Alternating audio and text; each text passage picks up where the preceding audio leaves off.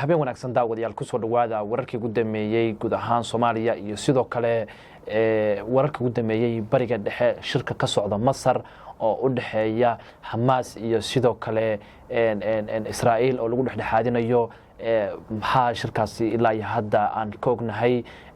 qodobada ay Hamas soo bandhigtay iyo sidoo kale Israa'iil iyaduna qodobada ay soo bandhigtay ayaan kula wadaagaya iyo sidoo kale sarkaal sare oo ka tirsan Israa'iil oo sir fashiliyay warbaahintuna maanta aad u hadal hayso sirtaasi maxay tahay waan kula wadaagaya iyo sidoo kale qodobadii wararka ugu dambeeyay aan dhahe Soomaaliya iyo mucaaradkii oo xalay hadlay waxa ay ka hadleen ayaa sidoo kale kula wadaagaya balse waxa marka hore ka codsanay inay Turkey ku soo biirto subscribe dhahdo muuqaalkan leegi saarto gabalkan furato si ay ku soo garanin warbixinada maalinlaha ee halkan ku soo gudbino hadii aan ku bilaabo dalka Masar waxa ka bilaamaday shir lagu dhexdhexaadinayo Hamas iyo sidoo kale Israa'iil ayna garwadeen ka yihiin Masar iyo sidoo kale Qatar iyo sidoo kale Turkiga safiirada Mareykanka ka socdana ay goobjoog ka yihiin iyo sidoo kale Israa'iil ba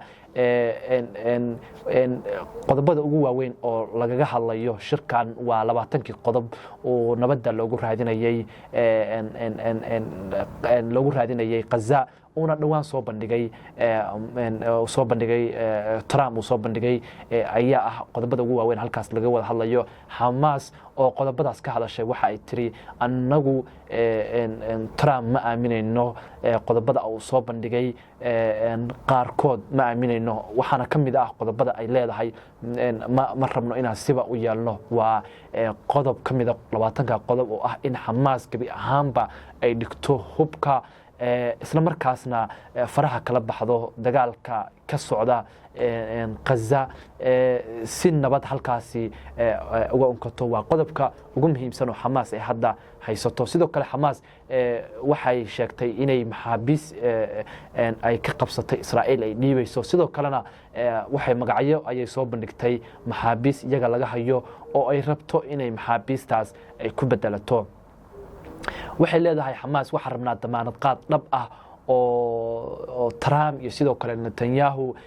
cidi damaanad nooga qaadi lahayd ayaa rabnaa ayay leedahay Hamas mana aaminayno sababtoo ah heshiisyo hore oo Hamas iyo sidoo kale dadka reer Gaza ay la galeen Trump iyo Netanyahu ayaa fashilmay oo aan sidii la rabay aan ku soo dhamaanin shirku wali waa socdaa qodobo badanna kama soo bixin laakiin qodobada ugu waaweyn oo hadda ilaa hadda la isku marlaayahay waxa kamid ah qodobkaas oo ah in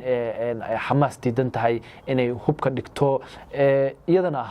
ay dhinacyadu ku qancinayaan sida Turkiga iyo Qatar ay ku qancinayaan dhanka kale waxa jirta arrin sir ah oo dhanka kale Israa'iil ku khasbaysa in iyaduna heshiiskan qaadato waxa jira sarkaal sare oo maanta aad warbaahinta caalamku ay qoraaladiisa u qoraysay oo kamid ah saraakiisha Israa'iil oo aan magaciisa la shaacin waxa ay sheegeen Netanyahu sarkaalku waxa uu sheegay in Netanyahu uu ka cabsi qabo in hadii heshiiskan uu diido Mareykanku uga bixi doono dagaalka uu ku jiro isla markaasna hadii la qabsado ama Hamas iyo kooxaha kale ee kula hardamaya Gaza ay qabsadaanin inuu waayo meel uu gabaad ka dhigto sababtoo ah ma jirto meel kale oo taageeraysa oo aan ahayn Mareykanka iyo xulufadiisa oo ah kooxda ugu weyn ee taageeraysa Netanyahu iyo sidoo kale dawladdiisa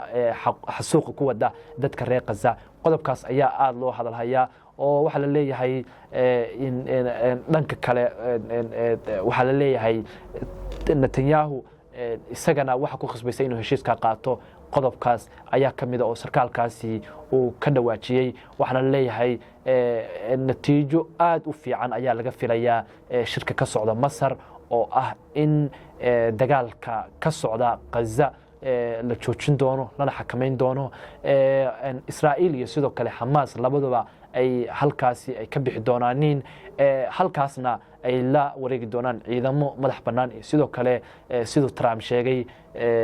dad sii maamuli doona inta dowlad loo dhisayo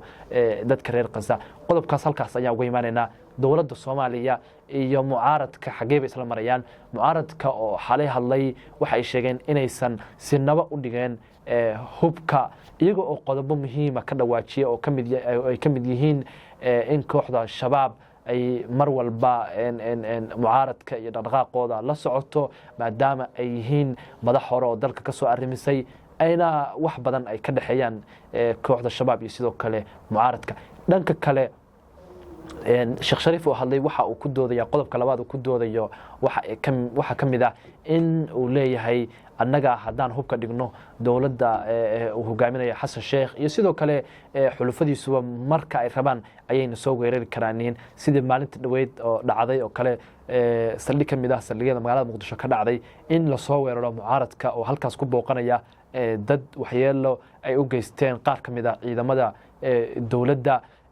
waxa ay sheegeen inaysan sinaba marka arintaas aysan u dhaceen inay hubka dhigaanin madaxweyne Xasan Sheekh iyo kooxdiisuna arintaas ay iska ilaawaan balse maalmaha soo socda ayaa la filayaa ayaa la rajaynayaa aandhehe ayaa la arki doonaa mucaaradka iyo sidoo kale dowladdu waxa ay isdhahaaniin dhanka kale waxa la sheegayaa warar ka soo baxaya fila Soomaaliya maadaama madaxweyne Xasan Sheekh Maxamuud oo ku soo hingoobay shirki Kismaayo waxa la leeyahay madaxweyne Xasan Sheekh hadda waxa uu wadaa qorshe uu maamul cusub uga dhisayo Gado oo la dhaho New Jubbaland qorshahaas ayaa la leeyahay madaxweyne Xasan Sheekh hadda waa ka fikiraya inkastoo dadka siyaasadda aad ku falanqeeya ay leeyihiin madaxweyne Xasan Sheekh hadda kuma dhaqaaqi karo New Jubbaland maadaama uu Axmed Madoobe u tagay iyadoo taas ka dhigan tahay inuu aqoonsan yahay maamulkiisa maadaama uu booqday awalna uu yiri ninkani waxa weeye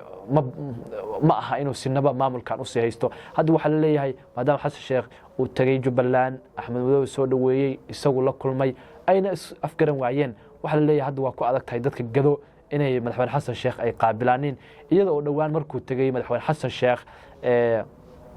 Jubbaland Axmed Madoobe soo dhaweeyay Gado boorarkiisii awal ka taagnaa gabi ahaan ba laga jeexjeexay wararkeena dambe ayaan daawadayaal ku arki doonaa balse waxa ka codsanaya in halkan ku soo biirto subscribe dhahdo YouTube-kayga sidoo kalena